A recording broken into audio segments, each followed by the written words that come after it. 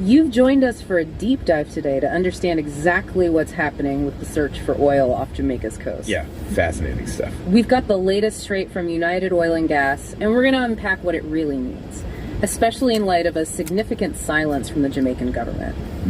Silence can be telling, can't it? Our mission today is to give you the clear picture.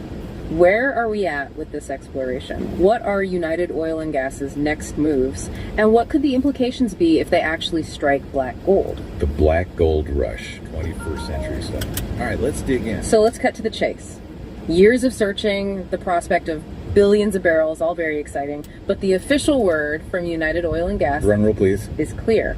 No commercial oil or gas discovery has been made in Jamaica. That's the headline right there. And it's worth emphasizing, they haven't even drilled any exploratory wells in that massive Walton Morant license area. Right, all that potential. Still locked beneath the seabed. A big what if. You know, it's kind of like having this treasure map, right? Showing X marks the spot, but no one's even started digging. Exactly. You got the map, you got the legend, but is there really treasure? We don't know yet. So if they haven't actually found anything, what are United Oil and Gas doing right now? Well, they're not just sitting around, that's for sure. Their main focus right now is what they call a farm-out process. Farm out. Okay, break that down for us. Think of it like this. You've got a huge piece of land, looks promising for oil, but you don't have the, giant drilling rigs and the tens of millions of dollars needed to actually drill. Ah, the realities of resource exploration. A farm-out is basically looking for a partner, someone who does have those resources and that expertise to share the costs and the risks of exploration. Makes sense. Share the burden, share the potential reward. Exactly. In this case, we're talking about an estimated drilling cost of around 30 million US dollars. Wow, 30 million. That's not pocket change. Hefty sum, yeah. So finding a partner, that's a key priority for United Oil and Gas. They're not just sitting back waiting for a partner, though, are they? Seems like they're doing some legwork themselves, too. Oh, absolutely. Imagine a really long, hollow tube. They press this tube into the seabed to extract a sample of the sediment layers. Then, scientists analyze these samples for traces of hydrocarbons.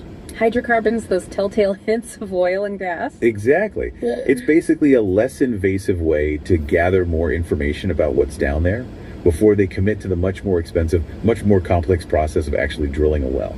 So like a sneak peek before they go all in. I like that. A sneak peek. Trying to get more compelling evidence before bringing in the big drills. And speaking of time, it seems they've also secured more time to actually carry out this work and find a partner, haven't they? Yes. They've been granted a 2-year extension to their production sharing agreement, their PSA, with Jamaica. PSA, got it. Pushing the deadline to January 2026. This extension is critical, because it gives them that continued right to explore that area. The clock is ticking in the world of oil exploration, huh? Very much so. And crucially, that extension gives them more time to find that partner. Without it, their exploration rights would have expired much sooner. So that extension is really vital to their strategy, wouldn't you say? Absolutely. And, it highlights something important about this kind of exploration. This isn't a quick turnaround. It's a long-term game with lots of different stages. And to underline that long-term commitment, we should mention United Oil and Gas has already spent a considerable sum on this. Oh, yeah, over 39.3 million US dollars on exploration offshore Jamaica, just in the last decade. That's a serious investment. Speaks volumes about their belief in the potential, even without a commercial discovery yet. They're clearly in it for the long haul. Now, there's something that caught my eye in the updates. They mentioned United Oil and Gas has indicated they want to collect more data from their work program. Those piston core samples we talked about. Right, get a clearer picture first. Exactly. The idea is that with more data, they'll be in a stronger position to attract a partner and maybe secure better terms for themselves in any farm-out agreement. It's all about leverage. The more you know, the better your position at the negotiating table. It's a calculated risk, though.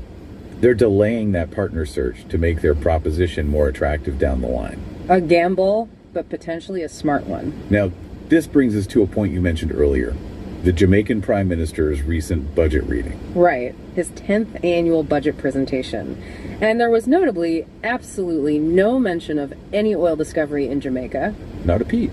And that silence, it speaks volumes. A deafening silence, some might say. Because you would think if there was a major oil find, it would be headline news, a source of national pride. potential economic transformation. Right, you'd be shouting it from the rooftops. And this silence, combined with the confirmation from United Oil and Gas that there's been no commercial discovery, well, it paints a pretty clear picture, doesn't it? Yes, it does. Now let's talk about those billions of barrels everyone keeps mentioning. That's still just an estimate, right? Based on the data they have. The Walton Morant block is estimated to hold, and this is a mouthful, an unrisked mean prospective resource of 2.4 billion barrels. Unrisked mean prospective resource. There's a term you don't hear every day. Within that, the Colibri prospect, one specific area, is estimated to contain about 406 million barrels. Those are some big numbers. To put it simply, it's the best guess based on the geological data of what might be there. But, and this is crucial, it doesn't factor in the risk that no commercially viable oil will be found. The all-important commercially viable part. Exactly. Drilling is absolutely essential to confirm these estimates. It's like a very informed guess, but still a guess. Okay, so we have these optimistic numbers based on the science.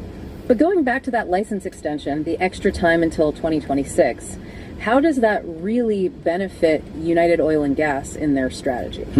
Well, it gives them a few key advantages. First, it gives them time to conduct and analyze those technical studies. The piston core sampling, maybe some more seismic reprocessing. Seismic reprocessing, remind me what that is again. It's like taking existing underground sound wave data and reanalyzing it using more advanced techniques to get a clearer, more detailed picture of the geology beneath the seabed. Like sharpening the image, getting a better resolution. Exactly. Helps them pinpoint the most promising spots for potential drilling. So more data equals better decisions. Makes sense, right. Yeah. And second, that extra time is crucial for re-engaging with potential farm-out partners. Finding a partner with the money and the right expertise in deepwater drilling is not easy. Specialized skills for a specialized task. The extension lets United Oil continue those negotiations. Maybe even attract a wider range of interested parties, especially if their new data looks good. More time, more options. And it's not just about the technical and financial side of things, there's the environmental responsibility too. Always a crucial factor. During this extended exploration period, United Oil has emphasized their commitment to engaging with stakeholders to make sure any future activities are done responsibly, sustainably. Doing their due diligence. This takes time, careful consideration. The extension gives them the space for that. So it seems like they're trying to tick all the boxes, get the data, secure the partner, operate responsibly, and ultimately all this leads towards the possibility of drilling, right? That's the end game, if they find a suitable partner. And the data supports the potential. Drilling is the next logical step. That's when we'll know for sure if those reserves are really there in commercially viable quantities. The moment of truth. A successful drilling program could be huge for Jamaica, a real game changer for their energy future. A lot riding on those drill bits. Now, even though the updates don't get into specifics, if they were to strike oil, what kind of positive impacts could we potentially see for Jamaica? Well, a significant discovery could unlock a lot of economic benefits. We'd likely see economic growth, driven by job creation, both in the oil and gas sector itself and in all the supporting industries. The ripple effect. All right. And the Jamaican government would likely see a big increase in revenue through taxes and royalties. More money for the government coffers. Which could then be invested in important areas. Infrastructure, education, healthcare. Those essential pillars of a thriving society. And then there's the energy independence aspect. Having a domestic source of oil could be huge for Jamaica, reducing their reliance on global oil markets, which are always fluctuating. Less need to import expensive fuels. Stability and self-sufficiency. We might also see infrastructure development, pipelines, storage facilities, maybe even refining capabilities. And on a bigger scale, an oil discovery could really elevate Jamaica's economic standing globally. A potential transformation. That's all very exciting to consider. But, and this is a big but, everything hinges on actually finding and extracting those resources. Right. Potential is just that. Potential. Until it's proven. The benefits are huge, but they remain potential benefits until proven through drilling.